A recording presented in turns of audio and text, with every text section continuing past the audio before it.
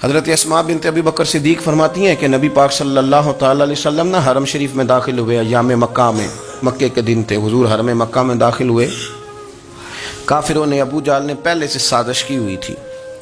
جیسے ہی حضور اندر داخل ہوئے تو شور کرنے لگا، کہنے لگا یہ تمہارے بتوں کو برا کہتے ہیں اور تمہیں شرم نہیں آتی، یہ تمہارے معبودوں کو گالی دیتے ہیں، معاذ اللہ یہ برا کہتے ہیں، میں خیال نہیں آتا۔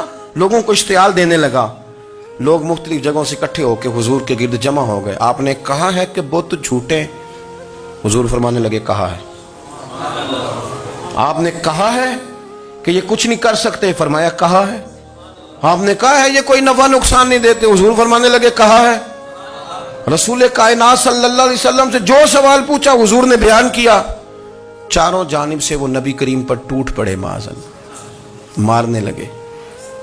حضرت صدیق اکبر گھر میں بیٹھے کھانا کھا رہے تھے، کسی نے کہا ابو بکر وہ تو حرم میں حضور کو مار رہے ہیں، نہ سر پہ ٹوپی نہ پیروں میں جوتا۔ ابو بکر دوڑے، سر پٹ دوڑے، بھاگے۔ حضور زمین پہ لیٹے ہوئے تھے، وہ تکلیف دے رہے تھے۔ حضرت صدیق اکبر نے 2 کو پکڑ کے ادھر پھینکا، 4 کو ادھر پھینکا، 5 کو ادھر پھینکا۔ ایک جملہ بار بار زبان سے کہتے، ظالمو انہیں مارتے ہو جو تمہاری نجات کا سامان لے کے آئے، انہیں تکلیف دیتے ہو جو کہتے ہیں اللہ میرا رب ہے، انہیں مارتے ہو، شرم نہیں آتی؟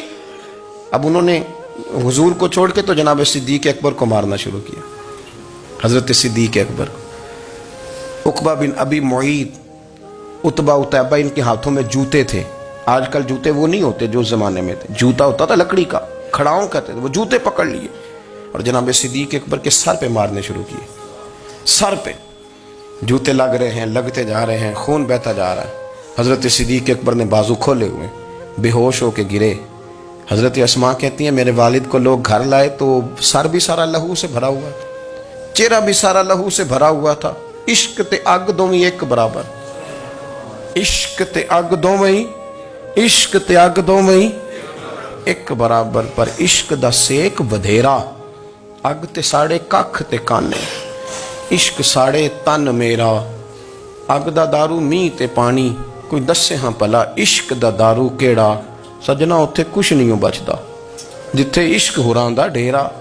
حضرت صدیق اکبر کو گھر لائے تو لہو لہان ہے سارا وجود، خون بہ رہا۔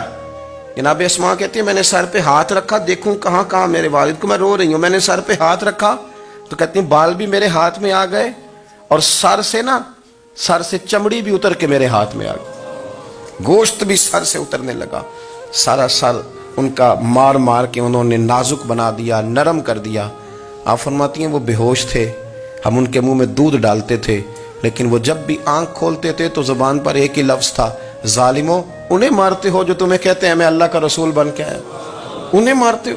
اس ترتیب سے رسول اللہ کی غلامی کی، اس رنگ میں نبی پاک سے پیار کیا، نبی پاک کے حصے کے زخم اپنے سینے اور دل پر برداشت کیے۔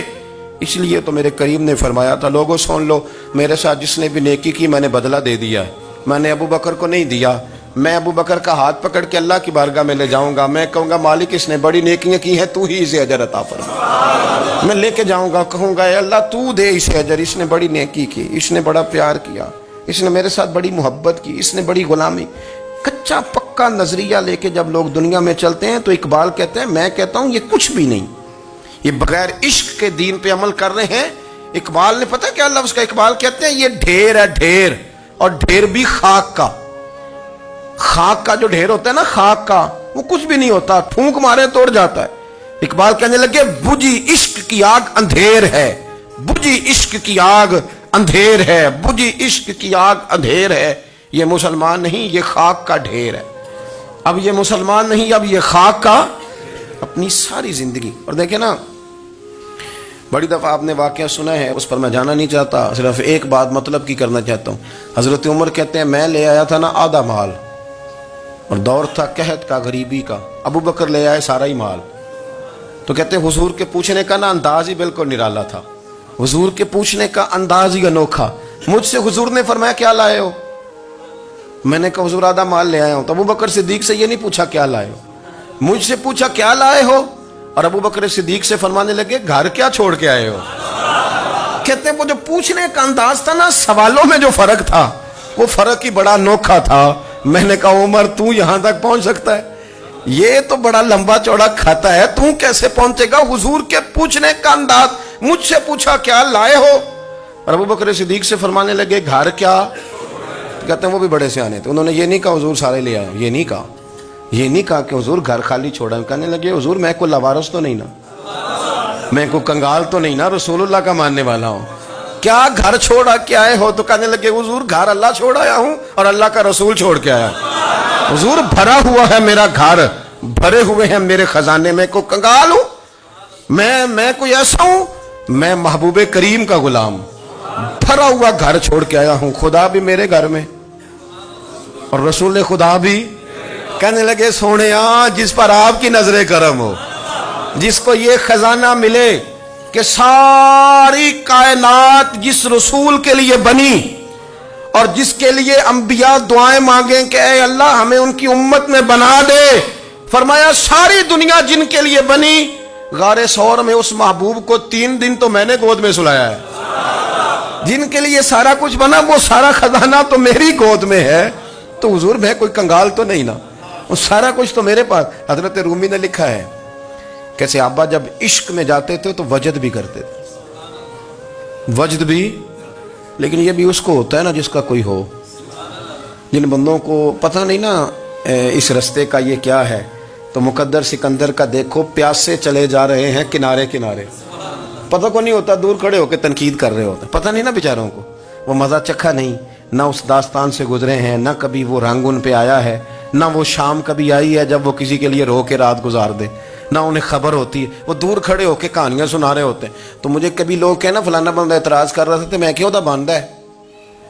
اس لیے کہ اسے پتہ ہی نہیں پانی کتنا گہرا ہے، وہ کبھی اترا ہی نہیں، تو وہ جو کر رہا ہے اسی جگہ پہ، وہ بیچارے کو پتہ نہیں نا، وہ صحیح چل رہا ہے۔ حضرت ابو بکر صدیق 3 دن نبی پاک کو 3 دن غار ثور میں اکیلے تھے، دوسرا کوئی شریک نہیں تھا، یہ کسی اور کے حصے میں نہیں آیا، یہ کسی اور کے حصے میں، کسی کے حصے میں نہیں آیا، اور 3 دن وہاں اکیلے رہے، اور پھر 12 سال قبر انور میں۔ حضرت عمر تو 12 سال کے بعد آئے نا، 12 سال روضہ انور میں بھی نبی پاک کے ساتھ اکیلے رہے۔ یہ اعزاز ہے، اس اعزاز کو کبھی سمجھیں۔ عارف رومی کہتے ہیں ایک دن حضرت عمر نے جا کے منت کی، کہنے لگے ابو بکر تو میرا یار ہے، میرا تیرا یارانہ ہے، ایک بات میرے ساتھ پیار کر۔ حضرت ابو بکر کہنے لگے عمر کہیے، کہنے لگے کچھ ہے مانگنے آیا ہوں۔ آپ نے فرمایا تو مانگ، میرے اختیار میں ہوگی تو دوں گا۔ انہوں نے کہا ابو بکر سارا کچھ نہیں مانگتا، میری زندگی کی ساری نیکیاں لے لے۔ اور ان کی زندگی کی نیکیاں کتنی ہیں؟ حضور نے فرمایا جتنے آسمان کے تارے ہیں، اتنی عمر کی نیکیاں۔ فرمایا میری زندگی کی ساری نیکیاں لے لے۔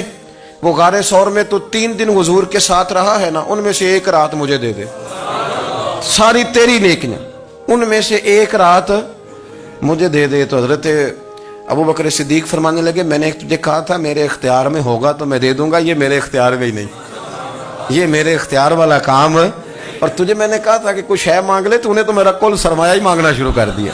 یہ نہیں میں دیتا بھائی، یہ تو میرا سرمایہ حیات ہے، یہ تو اصل ہے۔